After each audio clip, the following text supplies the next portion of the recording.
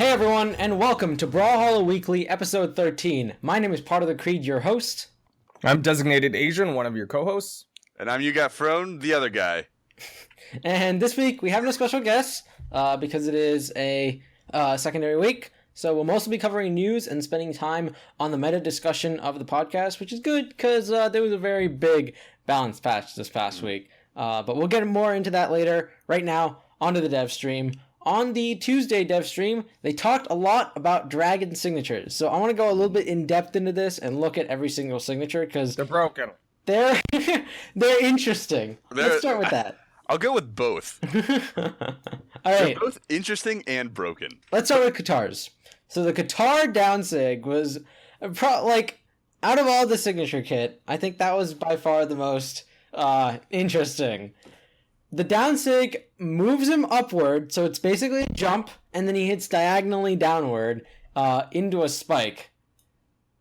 Which, I mean, Duc, you wanna talk about your feelings for that? I think Katars are dumb. Giving it a spike is dumb. What do you want me to ask? I agree with Duc. About it. I don't like Katars. And honestly, it's... I don't know what to feel about it, because on one hand it hits in a very specific way, but on the other hand it seems really good for edge guarding. It seems like it's going to be one of those kind of like what is it, like an Ada neutral sig or an Asuri Katar neutral sig where it's like specifically off stage. It's just better off stage. Well, I mean, it comes out faster than both of those. But right, like those two signatures are in a specific area, and if you hit them on stage, they're not really going to do all that much, but the Katar down sig on the dragon not only like will do that spike when it's off stage, but it also moves you upward, so it's hard to punish. Because we have a number of those now, of these jumping signatures that are just difficult to try to punish when they happen.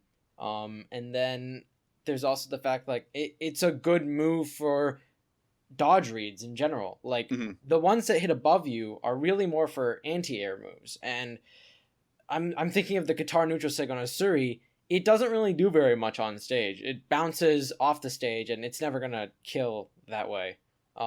Whereas this signature, like, it's great for dodge reads, which are gonna happen a lot. It hits on stage, and I don't know, I think it looks like an incredibly powerful signature. Well, just to disclaimer, I'm pretty sure all of these things are going to get a balance patch where, like, if this thing is coming out too fast, hopefully it'll have a reasonable amount of recovery that when it lands on stage, it'll be punishable.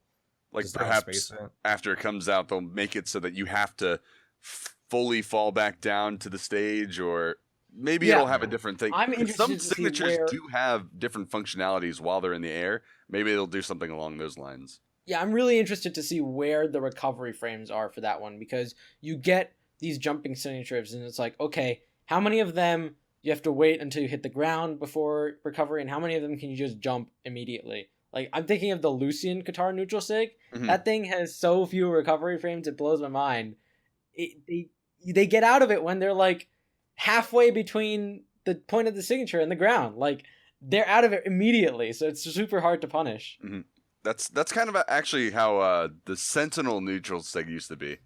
I mean, you would go straight up, and as soon as you reach the peak, you would just be out, and you could dodge, and you can do all sorts of stuff.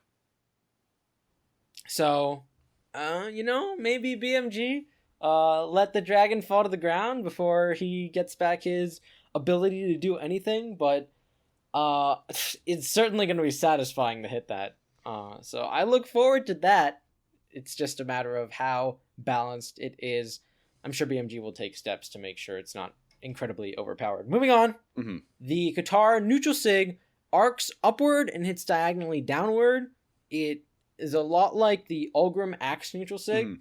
So, I believe it's fire. It's basically hits diagonally upward into that area, and then if your opponent does manage to run into it, then it'll do a secondary swipe downward. How is this different from the down sig, except for the jump? Right. So here's the thing. On the down sig, it hits at the bottom, and then spikes downward. On this sig, it hits at the top and spikes downward. So we have 2 downward spiking sigs. See, if there's anything Qatar's needed, it wasn't any more tools to help them gimp people. Yeah. That's just gonna set up for the offstage, like, say or dare, or whatever the stupid stuff. Like, I don't... But that's fun! Okay, so now... Okay, it says the Qatar player. So now they can mix up with, if I think he's gonna recover low, I'll do the gravity cancel down. If I think he's gonna try to recover high, I'll do a gravity cancel neutral, which will still spike him down. I didn't 100% pay attention during the SIG reveal, but now I'm starting to say that this is kind of dumb. It depends on how fast it comes out and what the recovery frames are. I mean, that's what it's going to come down to with this as well. Same thing with the D-SIG. Mm-hmm. If it depends on how punishable it is, because I don't think if they do it when they're standing on the ground and they're just standing there, then it doesn't cover anything in front of them. It only goes diagonally upwards. So if someone comes up and reads that, they can probably get a hit in if they time it right. But then again, that's if the dragon player gets the read and they decide not to do a D-SIG and they do it's going to be a mess until we actually get our hands on it. Mm-hmm. So I think it's cool, again, to look at these signatures and think about them, but without seeing the final, numbers on active frames, startup, recovery, and things like that, maybe we can't judge too much yet. But 2 spikes, that's pretty good, BMG. I don't know what you're thinking. The side sig on Qatar's is basically standard. It's got some decent range. It's a side sig. It moves you to the side and it hits to the side. And of course, it being on Qatar's, as might be expected, it also moves the dragon. Some side sigs don't move the player, but this one definitely does. Mm-hmm. Not a lot to talk about there. The axe, easily the most notable thing in terms of the kit as far as cool features go. The down sig can now be held for the hitbox, just like the Ulgrim Lance down sig. However, unlike the Ulgrim Lance down sig, which hits upward at an angle, this down sig hits directly in front of you, which there's some debate, but I want to say that this just makes it slightly worse than the Ulgrim Lance down sig. I think the power of the Lance down sig is that hit diagonal hit. I don't agree. You don't agree? I disagree. Okay, go ahead. I'll let Frohned go first. Oh, I was gonna say I think it's just more situational, but and using it in an edge guard, you prevent them from coming up, and if they're in a if it's got a lot of recovery frames, kind of like how the Ulgrim Sig has a lot of recovery frames as well, then if you use it too close to the edge, then you can put yourself in a really bad situation. But if you read, or if you can expect when they'll come back up to the stage, it actually reaches quite a long distance, so they can't necessarily go around where the area is without getting hit by it, or unless they're going way out and coming back, and that automatically sets the player up for to edge guard them further, because then they can just cancel it, follow them up with a jump, and go after them. Or you can also use it with gravity cancels, obviously. If you use it, if you do like a short hop, then gravity cancel into it, you're covering essentially the same area that the Ulgrim Sig does, but much closer to you, so they can't necessarily dodge in. But that you can't really hold. That is true, but that's more reading them dodging in rather than which you'll get making them come into you. On most kits that'll do that anyway.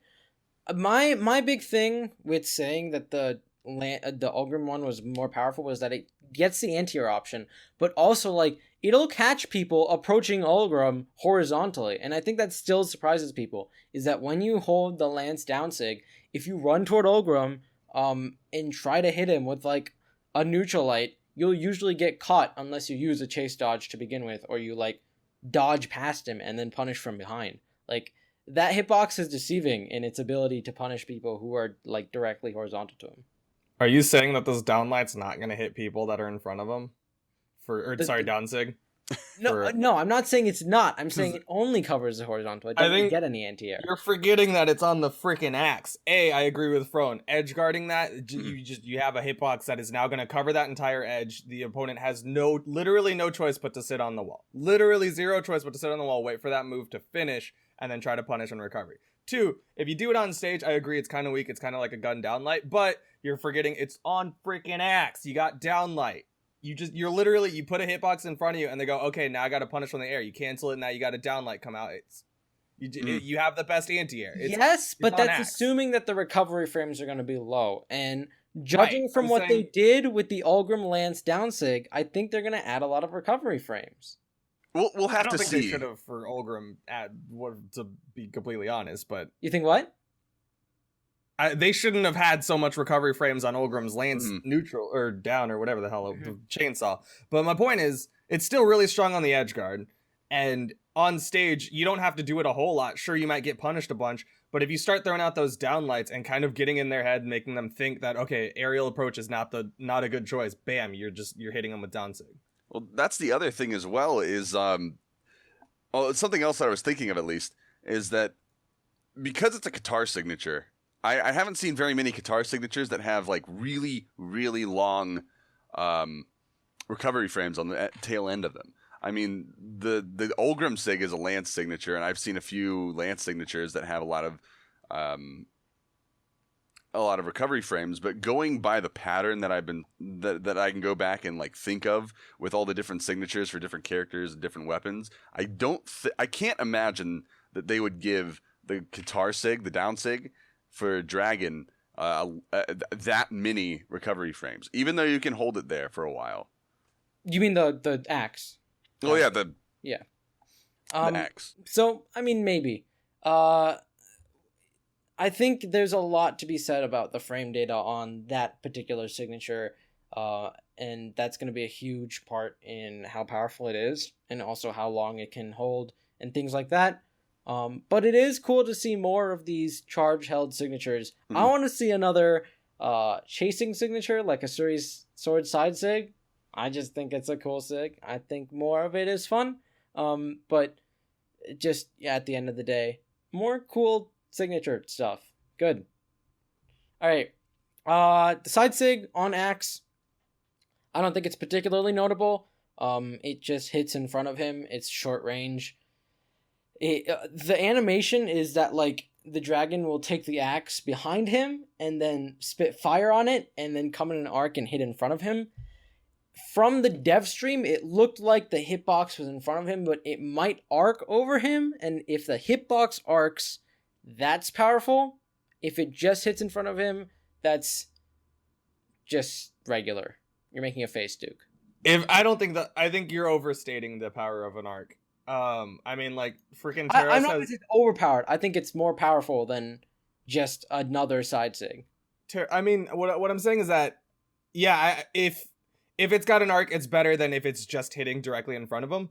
But, like, depending on startup, it could be just hot garbage. Like, Taro's axe down sig it's an arc, but you don't see it used a lot, in particular because A, it doesn't hit stack, and B, it doesn't come out fast enough that you can use it to punish dodge-ins that well.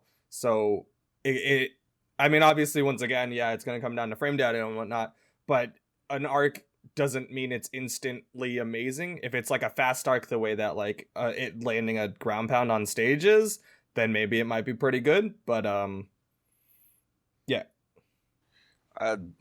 The biggest concern, like, with the frame data is how long will it take for him to spit fire on the axe? Because if that takes too long, then the move will just be punishable, and there'll be no reason to use it over any of the other moves, especially if it only hits in front of them, because he's got the down sig, which he can hold. If they decide to spot dodge, you can punish the spot dodge with the held down sig instead. It does look like the down sig has more range, and so the side sig will be more for closer punishes.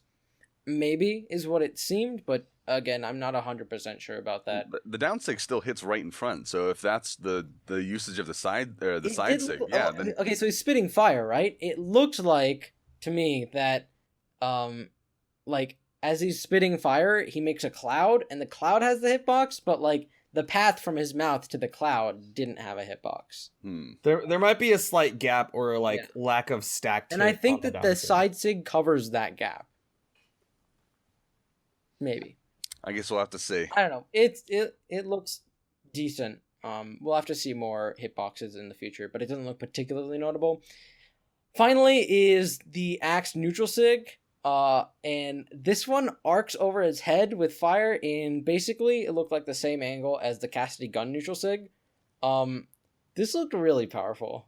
Like, we have a lot of anti-air signatures coming out in every single new legend we get, and you get things like Koji's neutral sig, which hits directly above you. You get things like Jala's neutral sig, which wasn't as powerful, but it had that ability, and those were always to make up for the fact that a lot of the anti-air moves that we have in the older legends is very diagonal. And Cassidy is probably one of the stronger ones because it hits diagonally this way and diagonally that way. Now we have one that hits diagonally and hits directly above you and covers the entire arc. As an Ada player, I am incredibly jealous of all the new characters that have two weapons with a neutral sig that actually hits above them. I struggle with dealing with people above me whenever I have guns. So the only tool I have is jump neutral air. Mm-hmm. So seeing another Cassidy neutral sig or another Cassidy-esque neutral sig is gonna scare me a lot because Cassidy neutral sig on her guns is already really good. Mm-hmm. I mean, if someone's right above you in one spot and you try to and you use a neutral sig and they dodge the other side of you to stay above you, then you still get the punish. If someone's coming down directly on top of you, you cover both of those areas above you, so you get the punish. I mean, this is the same thing. It doesn't have two one spot shots either, like the Cassidy sig does. Like, it goes one shot, then two shot. It just streaks across above him, and just it's almost reminiscent of Samus in Smash Brothers, where she like does a move where she shoots above her, covering the whole area above her and like the hitboxes. Yeah, I mean, I basically agree with all of that. I don't know if you want to say anything more, Duke. I think it's going to be good. It's going to be great for punishing dodge overs. I always think it's weird when an Axe character gets an anti-air that's a signature, considering I think almost everyone universally agrees Axe downlight is amazing. So I don't necessarily think that Axes need an anti-air. But it's important to note that like Axe downlight hits in that diagonal, and it does have a very big hitbox, but I think this covers basically every other angle. Right. So, I think to me, yeah, obviously frame data is startup, but the key thing with this is like, how will the hitboxing work? Will it be like the Cassidy one, where there's like kind of an empty space left where the other one, like as it moves across, or will it actually be there? Will there be at least like a frame where literally there's just a giant arc of hitboxes above? Like, I don't think it's the second one. From the animation, it definitely looked like it was hitboxes that incremented in a diagonal fashion, but I don't think it was ever just a huge triangle. I guess we'll just have to find out. Like all the other ones, this is more speculative than anything. Mm-hmm. And we're not really going to be seeing these signatures again until Tuesday. And that's really the only difference is going to be they're going to have sound.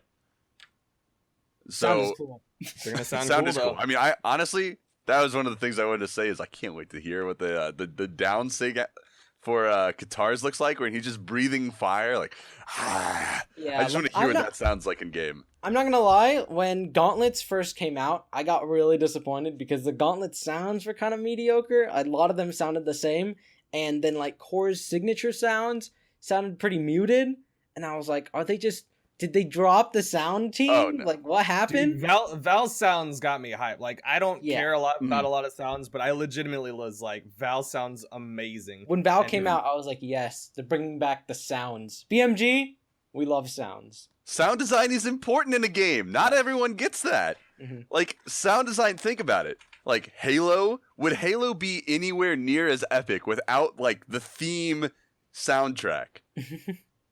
The answer is no. So, sounds are cool, and we can't wait to hear those. They'll probably be unveiled on this week's Tuesday dev stream, which may or may not have happened, depending on when you're watching this. But we're going to keep moving on. Speaking of dev streams, next up is the Thursday dev stream. Not a lot happened here. It was basically the day after the patch, and they went, hey, check out all the cool new colors and skins that we have, Skyforge colors, They were cool. They showed them off. I like them. It was kind of a recap of the new season. Yeah, but nothing big in terms of news. On the Friday dev stream, again, standard stuff. The show match this time around was from SNK Esports. It's mirrored on my screen. So. Is it? Even if it's mirrored, someone out there is going to take this. If you're listening to the podcast right now, Frohned just pulled out a CC code. WP8. Anyway, we're not going to... We don't want to give the patrons an unfair advantage in the CC code. Everyone will get to see the video at the same time. Well, if it's mirrored, that's just a part of the riddle. Yes, that's. It's kind of like one of those Tiverus slips. All right. Anyway, enough with CC codes. On the Friday stream, show match, SNK Esports, Physic, and RM played. That's pretty cool. I got a few messages, and I thought I'd clarify this. I'm no longer part of SNK Esports. I basically left. Wasn't hard feelings or anything. It was just like the offerings between what I offered them and what they offered me didn't really coincide. So, if you're wondering, partofthecreed is no longer sponsored. So that's the Friday stream. There was also like BC Extras with Beach Brawl, and Berthan and Nala totally lost because they're bad. But I was trying to get you in because you gave me stuff for losing in the last Beach Brawl. So I was trying to get you in there so I could get you back. Apparently, Foda has the Beach Brawl strats down. I was watching that and I was like analyzing it. I'm like, you got some sweet spots there, and no one knows the sweet spots. So clearly, everyone needs to study up if they want to beat people on the Friday dev stream. But that's just BC Extras. The big thing that really happened was a new sponsorship, and for that, we're going to go to the community news with Frohned. With the Brawlhalla Community news? Where have I heard that before? Anyway, we have the new sponsorship, the Trident Esports picking up Kyler Alice. You know, Kyler Alice is the winner of the SEA regional qualifier, and that means he's getting a free flight and room for BCX coming up in November 11th and November 13th. Just saying. And he's gotten picked up by Trident Esports, which is a tier 1 Australian sponsor, which is pretty hype. Like, yeah.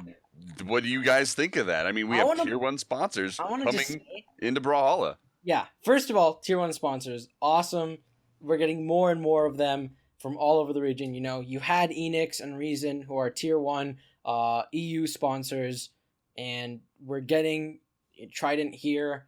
There's probably some other ones I'm not remembering, but more sponsorships is always more hype. One thing I do want to point out, Kyler Alice, when we saw him last at the Australian Regional Qualifier, he was playing really well, but there was always these hints about, you know, it's good play, but can it really match up to, you know, Diakou? Can it really match up to Pugsy? And the general consensus at the time was, I don't know about that. He's been practicing a lot lately. I've been seeing him pop up in Discords, being like, yo, I found these combos. Do you guys know about these combos? You know, someone spar with me. He's been getting mentors. He's been like analyzing replays, looking at spending time in training mode. He is so ready to go to BCX. He's gonna kill it at BCX. I'm so excited. I mean, okay. Another thing is, have you seen his? As soon as the ranked reset came, everyone's checking the leaderboards, right? Have you seen his win rate? Oh my god! Is he the one who's like 50 and 5 or something like that? I saw, it was like 150 something and like 13, and it's just exploding from there. I'm sure it's even better. 174 to 34. So Kyler Alice, guys, watch out for him. There's a reason he got a tier 1 sponsorship. But whether or not he can stand up to, you know, the top European players and the top NA players, I guess we'll have to find out. There's always that conversation of, you know, are they really good? Are they just good relative to, you know, the people that they're playing against? Because the player base over there is much lower than EU and NA. But I mean, with the pickup of a tier 1 sponsorship, all the work he's putting in, I think it's fair to say that he's going to be someone to watch out for there. He's going to be really good. Agreed. But anyway, moving on. The second order of business here in the Brawlhalla Community news is that someone has started a Diana comic, and it's kind of awesome. Yeah. So if you haven't checked it out, I'll display a little bit in the video, but you should totally go check it out because it's amazing. It is. Let me look this up real quick because I wanted to see how many pages it is, because it's actually like a full-fledged first chapter to a comic book. Like if I went to like a comic book store and there was something called Brawlhalla Adventures or something along those lines, and it had a picture of Diana, this comic would be like legitimately something that I could find somewhere in a comic book store as a comic, because it had so many pages and story and all these characters that it would be that good. And the art is that good as well. Yeah, like if you haven't checked it out, obviously go check it out. But the fan art over the last couple months have just blown my mind as far as Brawlhalla Community goes. They keep pushing the bar higher and higher. This comic book is incredible. There's another group who's working. I think it might be 1 or 2 people only, but Risk Comics. They've been working on a Brawlhalla comic for a while. It's taken a long time because they want to basically make the whole thing and then start releasing it. But I mean, I'm super excited to see that. So I mean, basically, Community is on a roll. Oh yeah. I mean, we're going to definitely see that in the community roundup this week. Didn't it already come out? Did it? Oh, no, wait. No, I think the roundup came out like the day before the comic did. Okay. Yeah. So it's going to be in the next one. Number 22, I think. So yeah, shout out to Calamari Pop. Well done with the comic. Sweet name. Up next, tournament news. The only one that's written down here is BCS US 2v2 $1,000 tournament happened just the other day. The winners were Boomy and Remy. Not a whole lot of surprise in that. I think they were kind of the favorites going into it, especially since they had just won Rivalcade not too long ago. like 2 weeks ago? So they've kind of been on a roll dominating the 2v2 scene. Second place was Egg Soup and Pugsy, and they had a pretty solid showing. Egg Soup was sick. He was kind of tweeting about that. He's kind of been having Johns every single major BCS. I mean, I think he was pretty legitimately sick though. I'm just saying. Just wait next week. US 1v1. He's gonna tweet out like I broke my arm, or like my keyboard's broken. I'm playing with like my laptop keyboard or something like that. Or I'm out of Motrin. Yeah. Oh my god, he's gonna have something. Can't even give Egg Soup a break. But no, they did really well.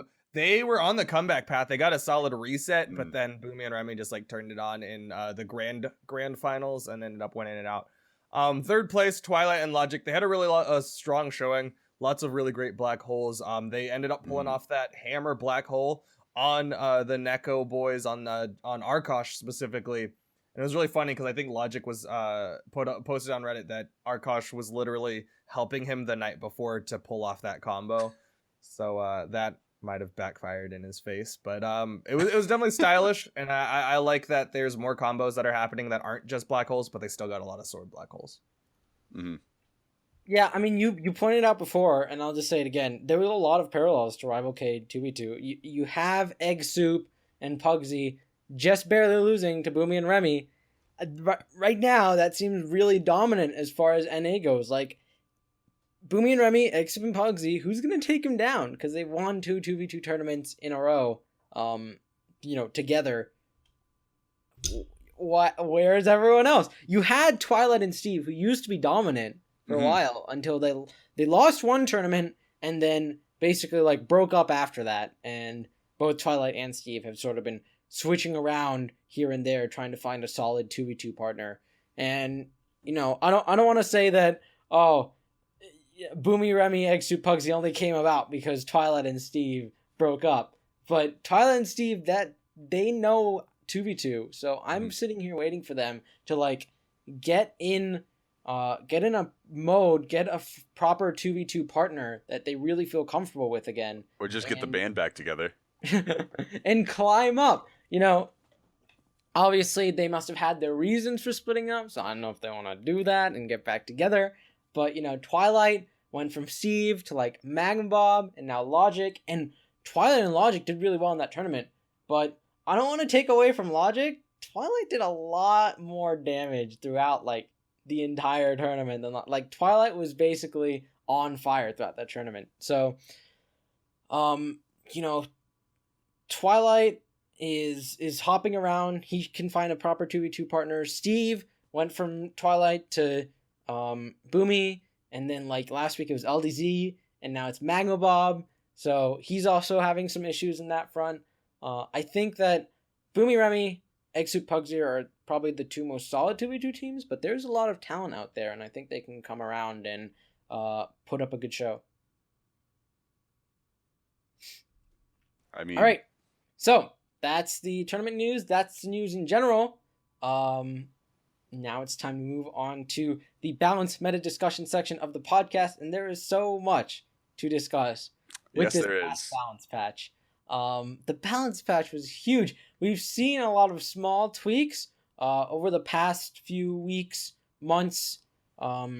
It's been pretty incremental, and I don't want to necessarily chalk that up to BCS because they've done some pretty important things. But now that the regional qualifiers are out of the way, I think that we're seeing bigger improvements, bigger changes, and let's hop right into it. Well, it's also because it's a new season. You can do that because now that everything's been reset, you can make like bigger changes in case you want to kind of like shift the meta around a little bit. Mm-hmm. And I think I've seen that. Oh yeah. So let's talk about it. Guitars is what I want to go into first because I felt a lot of changes on this front.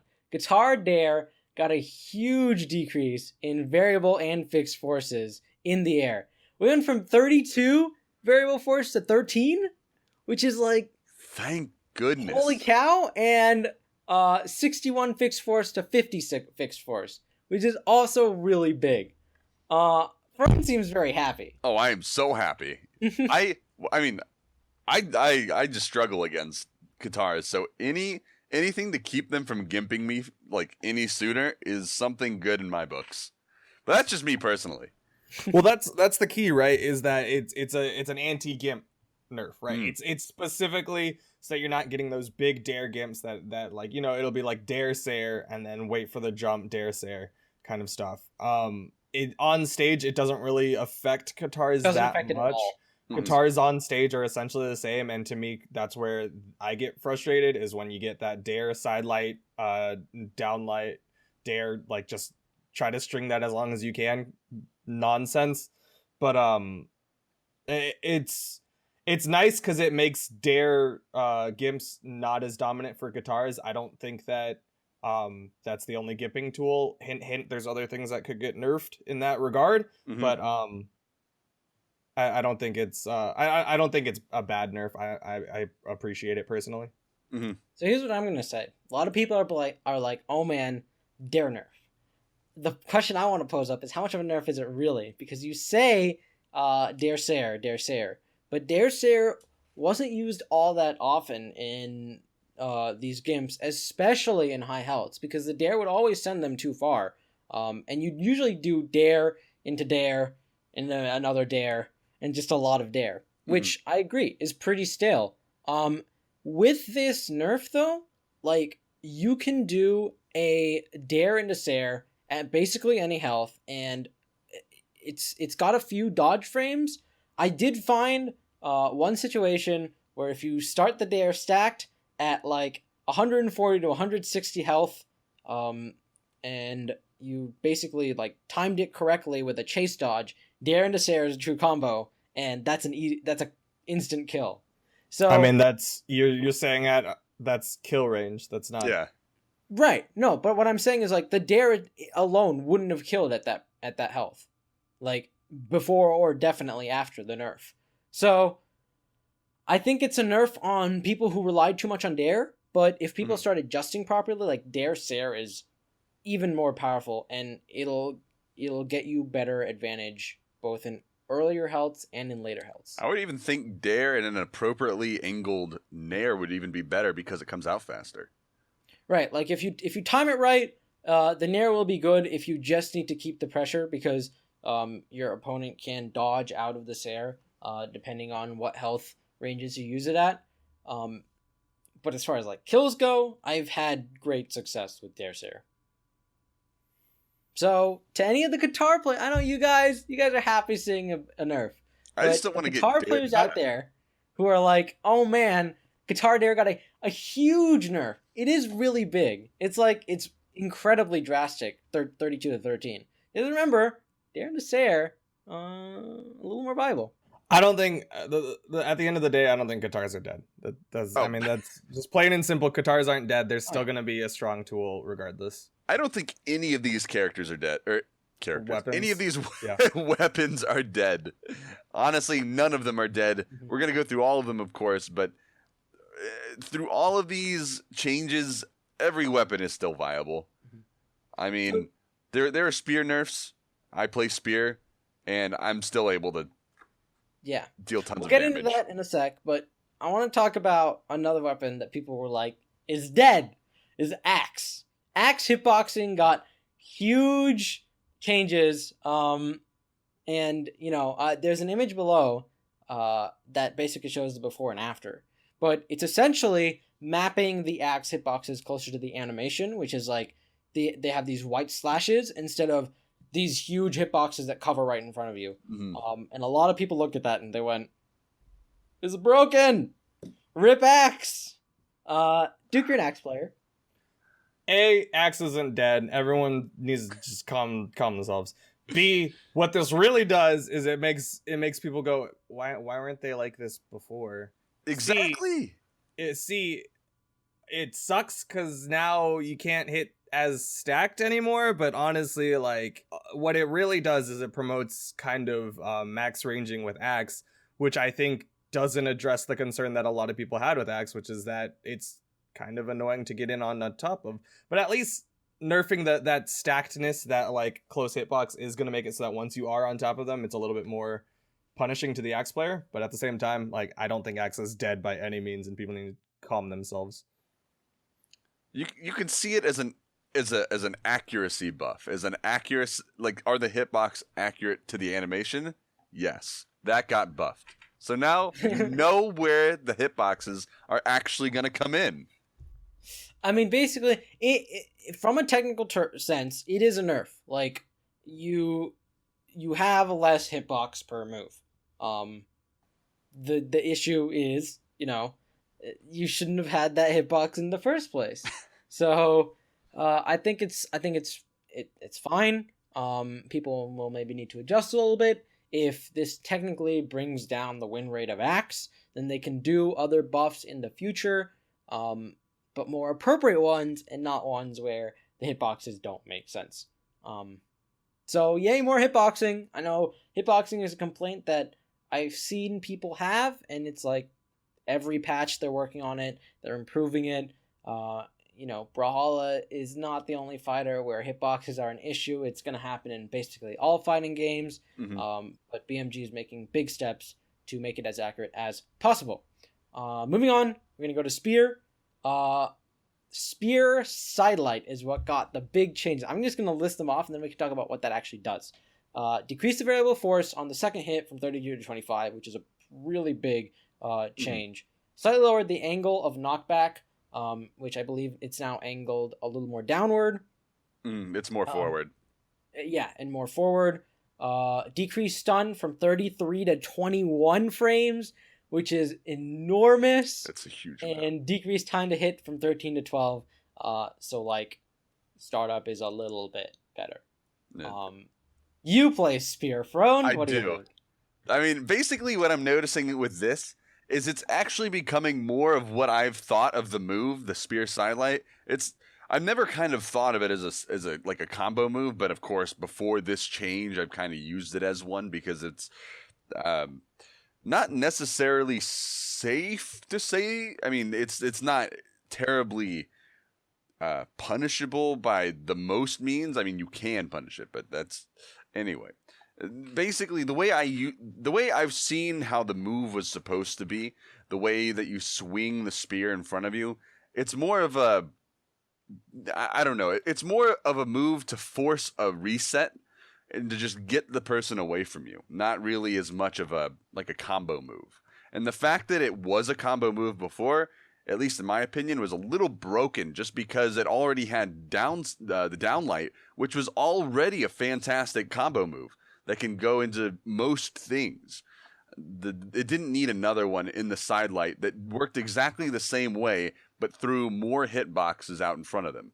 And, I don't know, moved them at the same pace that they were moving to begin with. So like a chase dodge into side light moved you so far, and you could combo out of it. And especially with the chase dodge changes from a little while ago, where you could chase dodge after landing like a speed dodge. It just made it so that if you happened to knock them even farther away, then you could still get that follow-up, which was it was making downlight not obsolete, but less of a desired option to get damage out. And especially I think that this is a good thing. I mean, even I'm a spear player. I think it's a good thing that this is coming in because it lets us use more of the kit for different situations rather than just use a move to replace another move. And another thing with it is, I don't know, it fits the identity of the move in my opinion, where I don't know, the way no one swings a spear like this in front of them unless they're trying to get someone to go away. So if you hit the move and it sends them away, it kind of feels like that's how it was supposed to work to begin with. But that's just me. I mean, I was going to say, especially since downlight is on all kits intended as a combo starter, you get something like sidelight, which everyone's trying to use as a combo starter.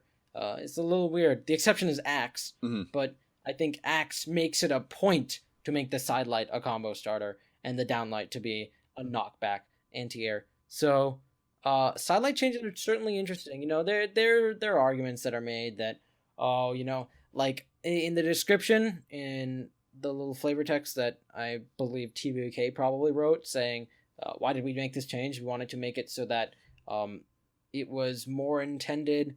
Actually, I want to double check this. It was too rewarding at low damage ranges and undesirable at high damage ranges, so they tried to shift it so that it made more sense at high and it wasn't as powerful at low. And I saw some comments that were like, it's just bad all the time now. Might be bad for trying to get like true combos, but was that ever really the point? No. I don't think so. People need to readjust how they use it. The side it more or less kills sidelight to Sayer, sidelight to downlight Sayer, which is good. That's stupid. Those shouldn't be things. The problem now, in my opinion, is that what are the situations where you should use sidelight that aren't covered by neutral light or moving? That to me is the critical issue about sidelight. Sidelight's identity, like far and away, I think neutral light's just a better move. The only time that neutral light is a bad move is when they are stacked, and then you just downlight because downlight hits stacked and downlight combos into Sayer. I don't think Spear is dead. People need to calm themselves by saying Spear is dead, but also sidelight into Sayer shouldn't have been a thing to begin with, in the same way that the Axe hitbox just shouldn't have been a thing. But the problem right now is sidelight's identity is in a weird spot because neutral light does have enough force that they are going to be pushed away from you. So what are the situations where you should be using sidelight instead of neutral light? That would be my critical question with like how I should be playing sidelight or Spear sidelight. And I think that's basically going to be something people adjust to, and I'm sure sidelight has a place in the Spear kit. It's not just going to be neutral light and downlight, because those are small hitboxes. Sidelight is, one of the now basically the only grounded light attack that actually has large hitboxes. You can argue that about neutral light, but it's more that neutral light has like the range on that no other neutral light does. So I think that there's definitely a place for sidelight, and people just need to figure that out.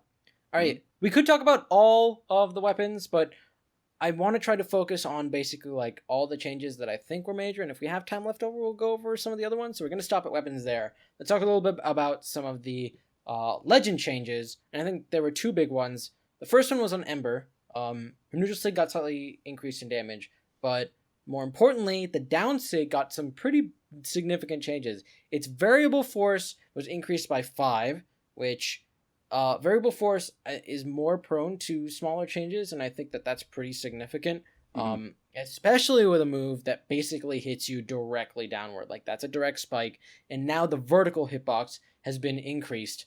I don't know how much you guys have, like, played around with that Ember bow downsig and how much you've been hit by it, but do you have any opinions on this? I think this is good for Embers. I think essentially what they've done is coupling this with the Katar Dare Gimp nerfs is that now for Embers, Katars are the damage rack up, bow is your kill option. It buffs her kill ability with bow neutral sig. Bow neutral sig was kind of weak, to be completely honest. And then the edge guard potential of the down sig, it's nice because let's be honest, it's a relatively precise move. It's just a straight line, and you don't see it very often. I mean, it's better to hit it now. I heard some people when Val's sword side sig came out, the hitting off the edge, there was a lot of complaint about the fact that Val's sword side sig is better than Ember's bow down sig in every way. It has a better hitbox. It hit further vertically. It hit downward more than Ember's bow down sig. And it had just better frame data. So yeah, I think Ember's bow down sig getting that buff is nice, and I want to see it hit more because I don't see it a lot. You'll see some players try to put down some pressure on it. I see like Zaloxer using it a lot in tournaments, but even then it's like it doesn't hit very often, and I think that it should be more rewarding, especially with a small hitbox. I don't know if the variable force was quite as needed unless killing off like the ground from the center stage or something was a big issue with killing with bow down sig. I've never really seen it as like a stage killing move, so if that was, I mean, it feels like it's more of a buff to that because whenever it was able to be hit off stage, I mean, if they're off stage and they're anywhere above orange, then it'll likely kill them anyway. So, and I do think the on-stage power is what the variable force did go to more than anything. You know what I think would have been kind of nice instead? And this is I'm gonna hate myself for saying it because I hate Ember and I don't think she needs buffs. But if they made the hop shorter so that because one of the benefits of the Val side sig is that even if you miss, you're right there in position to follow up. The problem with Ember's down sig is once you're there, you're still like 3 jump heights up off the ground. If they made the jump height a little bit lower, screw that vertical height buff. Now you've got follow-up options. Bare minimum, if you miss your down sig, odds are they're going to the side to avoid it. Now you've got the stupid bow aerial kit to do sares and dares. Like, I think it would have been interesting if they kind of went that route and then gave it some options in that regard. I think that's less of a buff so much as a shift, because I think the fact that it puts you so high up is good in its ability that it's hard to get punished. And that's good, but moving it downward is a more aggressive approach to it. I think that it's better to be put in a better position aggressively than to be put in a position where you don't get hit, because then it's just like, oh, I'll just use a bow down sig and then jump away. Well, the only issue I can think of it right now with the shifting something like that would be right now the recovery frames on the D-Sig aren't the best. So if you moved Ember downward any more than she already is, then if she missed, then it's easy to punish. She would be in a position to be punished more so than she already is, because she already has to suffer falling while missing, I guess. Putting her down lower next to someone on the wall with something like a sword, katars, pretty much anything would be hard for her to deal with. And another thing is, I don't know how much this is going to make, how much more this is going to make the bow down sig viable, because as it stands with the recent wall nerfs, most players don't like touching the wall at all. I mean, I saw this in the Friday Night Brawl last week, and I saw this in the 2v2. A lot of players are more just bouncing off the wall because there's no actions they can take on the wall. And with the angle and how close the down sig hits for bow, it won't really affect many players while edge guarding, because it doesn't reach out far enough to hit anybody out in that open space next to the wall. Most players aren't spending time on the wall at all. So wait, here's I don't know. I don't play Ember. I think Ember mains are stupid. But why did literally 0 people who are playing with the bow, you've got the strong Sair, why aren't they going down, and while they're aggressing with Sairs and Dares, they have the mix-up opportunity to gravity cancel down sig, and then you've got a giant vertical line that covers the entire wall? Like, why was that not a thing? You see Orions do that crap all the time. Like, why? Because Orion's neutral sig hitboxes are huge, and that bow down sig hitbox is not that big. Okay, well, now it's bigger. Is that it goes up and down. It hits both ways, so it covers it on two Orion's passes. Neutral sig. Can we talk about Orion's neutral sig? Orion's neutral sig is kind of ridiculous. I mean, that thing, I've looked at the hitboxes and I've been, okay, here's a window to punish, but the window's like 5 frames in the middle of the signature, and like the startup is decent, but like the recovery is super low. Ryan's pure neutral sig, man. I mean, we hear Crocky talk about a lot of things a lot of the time, like dodge circles, for example. But one thing that he is definitely right about is that Orion has pretty crazy signature moves on the spear, especially. No, but Lance downsig's bad. Well, okay, like I said, Crocky says a lot of things, but his opinions on the spear sigs for Orion, especially like the neutral sig, I have to agree with those. They're pretty fantastic. Anyway, before we get too off track, that's the Ember down sig. I think it's a welcome change. I just hope to see it used more, because I think it's just a cool signature. Moving on, everyone's favorite NA legend, Koji, did get a little bit of changes. The bow down sig, also known as the plank or the mat, what is it called? Tatami mat. Tatami mat. Which no one says but Duke. If we could all say that, because that's what it is, right? That makes me think of Tony's Pizza Rolls. Sorry, nobody's right. By them in any way. Yeah, so it is a tatami mat. Increased recovery by 7. Woohoo! I mean, basically, Dobrein. that bow down sig was 100% blame Dobrein. Yeah, he did it for an entire tournament. No, I mean, he did that in Friday Night Brawl last week as well. You can blame Dobrein. He played Koji. He just down sigged. No one could do anything. Same nonsense happened to Taros Hammer neutral sig. Dobrein Stardust took that crap into 2v2, and then BMG the next week was like, all right, well, we gotta make this thing not a thing. I mean, basically, it's like the bow down sig has been kind of crazy for a long time, and you saw Remy using it a lot.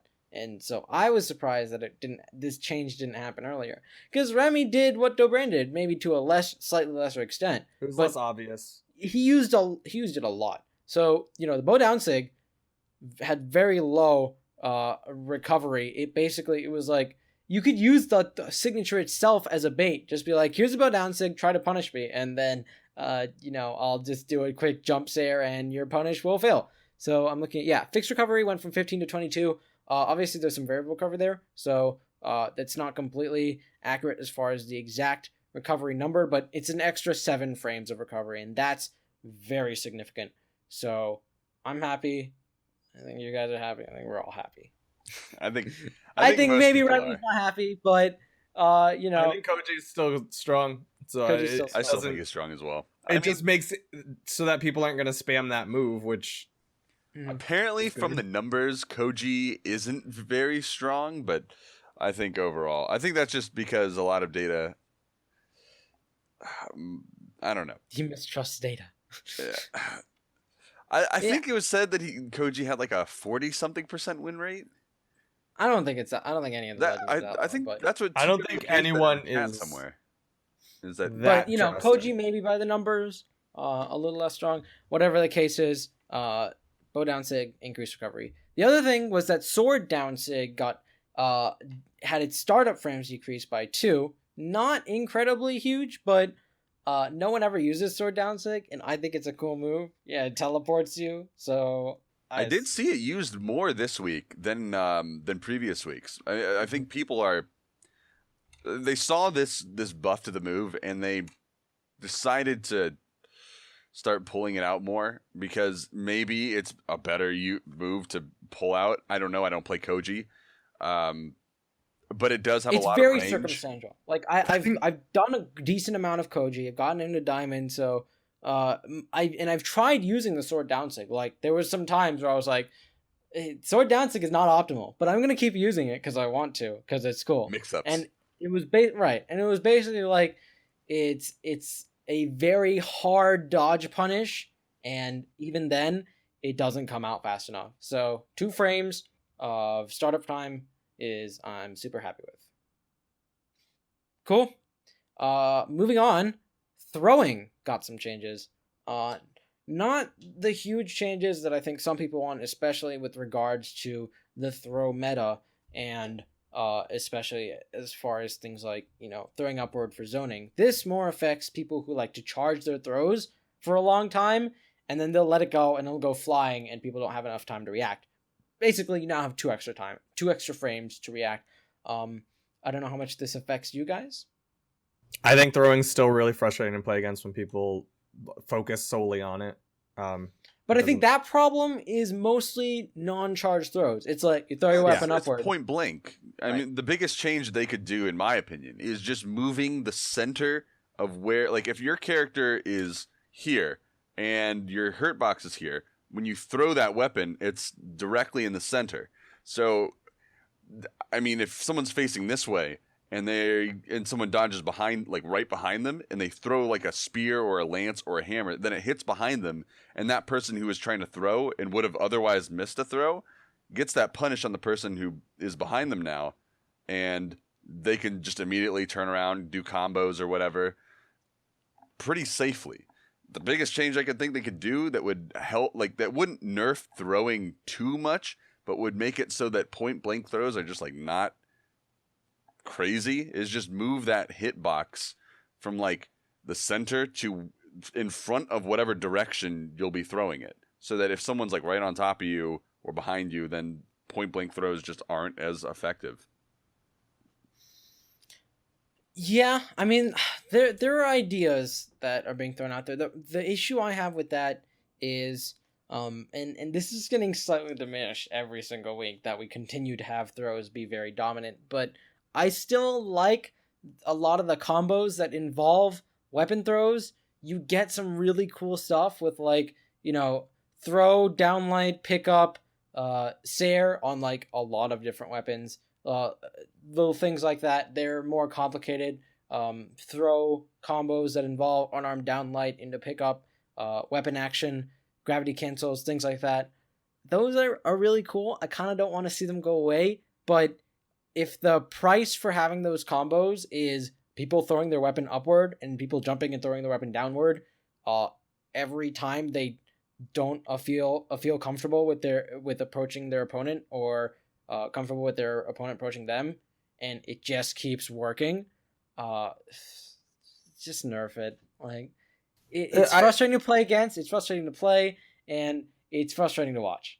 I super agree. I like throw combos when they're used sparingly and stylishly, but there's a very evident issue of, right now there's a lot of people who essentially have their entire playstyle, their identity revolves around using throws to just have an extended hitbox, and it's not a pleasant experience for, I think, almost anyone except for maybe the thrower, and even then, I don't know, maybe they just like breaking their right bumper key or left bumper, whatever. It's just I'm willing to just have like throws just be nerfed to the ground if you could just never throw your weapon, then great. I would be completely fine with that, and just people would have to find a new way to approach, a new way to punish knocking somebody off the stage and not using throws to edge guard. Like, I'm fine with that. Well, the biggest problem is, like, throws are pretty much they're pretty much a counter to people who just constantly space and keep their distance, wait for those moves to come out so they can punish. If someone keeps themselves space like that, then you can use the throws to get it, like, to have a chance to get in on them, of course. But I don't think that the changes, like to nerf a point blank throw would necessarily affect that, or any other, like, flashy throw combos as well. Like, I think we've seen people do spear downlight into diagonal throw into pick up spear into another downlight or something else. But I've also seen a lot of, like, let's see if I can remember some. Man, of these. I've played against people. They play Nash. They hit me with a side light, and then they just immediately throw afterwards because they're like, "You're out of my range. I'll just throw, and then I'll go find another weapon because weapons spawn every half second." It's not just stacked throws that are the issue. There's a lot of just people who, I don't know how to describe it other than they don't know what button to press, so they press throw. They literally, there is playstyle that revolves around it, and personally, I find it incredibly frustrating to play against because it's like every single time that I'm thinking about doing something, they just stun locking me with throw, and throw is just it. If throw did 0 damage, it'd still be annoying to me because it's just like getting poked in the face. It's it's really annoying. I did remember what I was thinking of as far as point blank throw combos is on a hammer, stomp, throw, unarmed downlight, pick up, dare, etc. Right, either dare, or I've seen, back in the day when I want to say, like, stomp pushed you up higher. I'm not actually sure how true this is anymore. It did. But Trigger Happy would basically do, like, ledge cancels where he'd do, like, stomp, throw, unarmed dare, pick up, ledge cancel, stomp, throw, unarmed dare, pick up. Sorry, not dare, downlight. But obviously there's a whole debate about Great Hall and ledge cancels, but that's pretty cool. It's something that requires skill. It's hard to play against, but it's like that's something I don't want to see go away. But what I want to see go away even more than that is, I'll just you're coming near me, I'll just throw my weapon. Oh, you're jumping up and down, I'll just throw upward. Oh, you dodged behind me and you're nearly stacked on top of me. Let me throw my weapon in the opposite direction and still hit you. Yeah. So throws, they made it harder for charge throws, but we need more BMG. We need more throw nerfs. Okay. Next up is mines. This, I felt like it sort of flew under the radar because it wasn't necessarily in the balance section. And a lot of people sort of missed it until they started seeing it in games. They're like, where did the mine go? Mines no longer explode after 8 seconds. They just disappear. I love it. I don't care that they disappear and don't explode. I understand that honestly, there's been like 2 times ever I've seen somebody die to a mine timing out, and it's the funniest thing in the world, and I think it's actually great for, like, a spectator. I can understand it's frustrating to play against, but at the same time, like, the thing that bothers me more about this change, and I think almost everybody I've talked to has kind of said something of similar, is that it just disappears and you have no freaking clue that it's disappeared. It just kind of fades out. There's no sound, there's no visual cue, it's just gone. And BMG, we like sounds. It's just I think we said that earlier. Like I'd be fine. Like, I know somebody on the Reddit posted about it. I said it like multiple times when on Thursday after the patch hit. I was just like, where'd those mines go? Please give me just give me a beep beep beep and let me know that, okay, the mine's gone. I can go back over there now. I'd like a sizzle. Something. A really satisfying sizzle of the mine basically sizzling out. Just bam, actually, you know what? Just record bacon sizzling and then have that fade out, and that's the noise. You're welcome. You can take that idea for free. I don't take any. I won't claim any credit to that. But basically, I think that's the biggest thing. As far as in-game stuff goes, basically what Duke said, it's like it'll hit occasionally, and I think it's great for spectators, but it's also sort of really frustrating for the player, where it's just like, oh, I'm sorry I didn't have a stopwatch on this mine to count 8 seconds. So why not just like have a visual or audio cue for that? Like, I don't understand why you couldn't just have like a sound for that says, okay, this mine's gonna explode, go away from it. I'd say because it'll just get too distracting. I think that if you suddenly have like, and we've seen multiple mines on stage before, 1, 2, and occasionally if RNG decides it's okay, a third mine will get placed.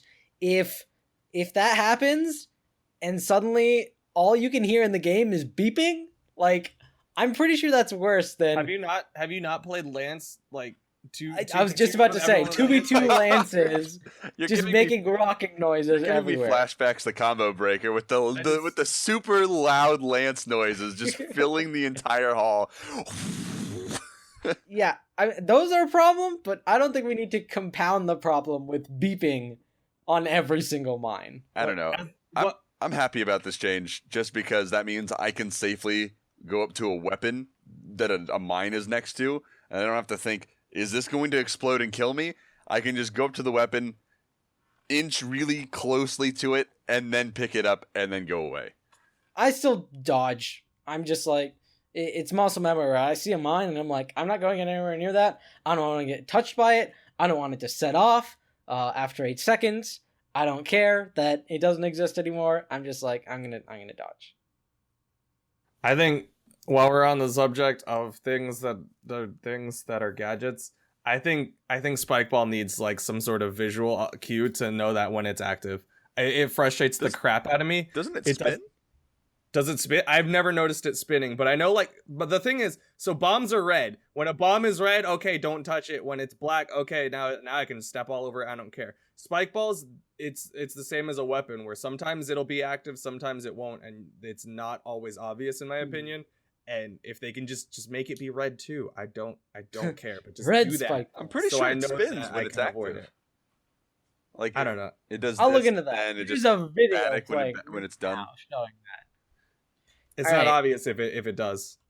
But yes, if that's a complaint, even if it does spin, it's like, it's not obvious to me. It's not obvious to Duc. Maybe it's obvious to Frohned. He's been playing this game for like 1.5 years. I've been playing since like December 2014. Almost 2 years coming up.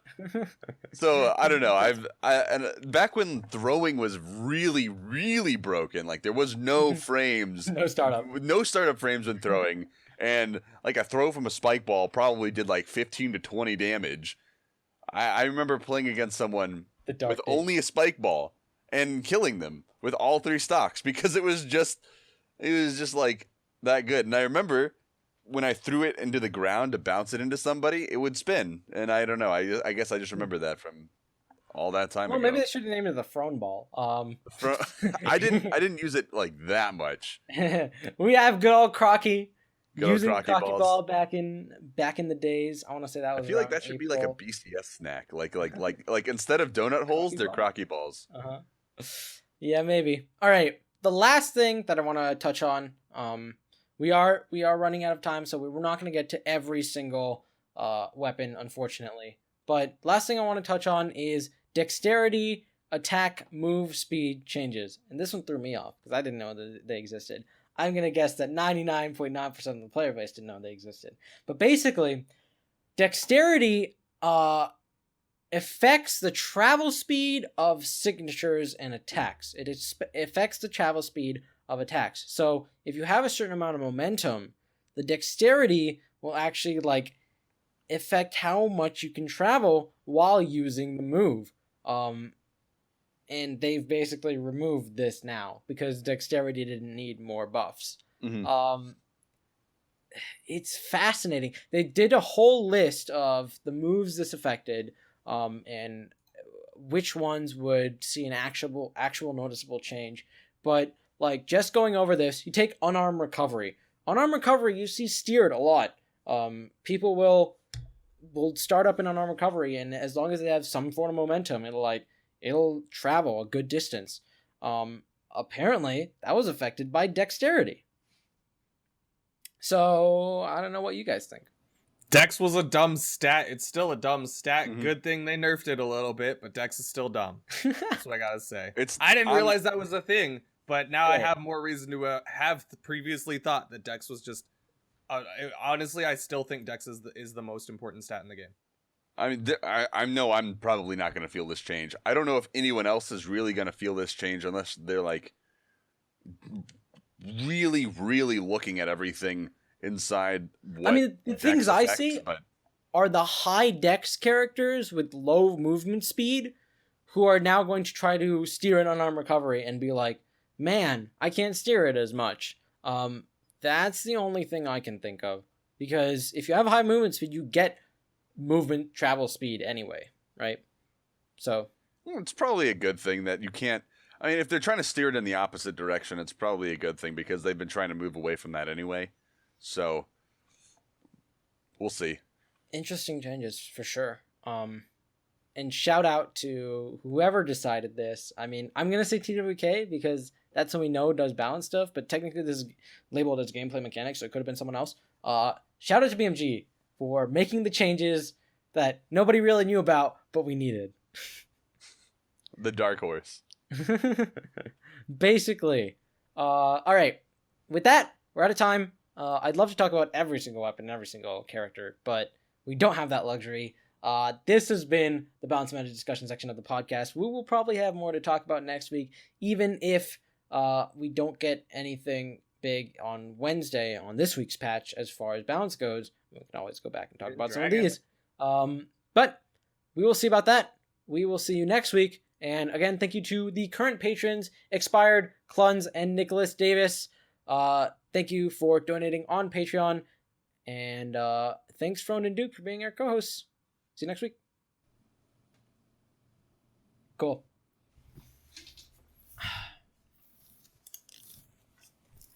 What do you want, Pop? What do you want? Why are you being needy? Hi. Hi.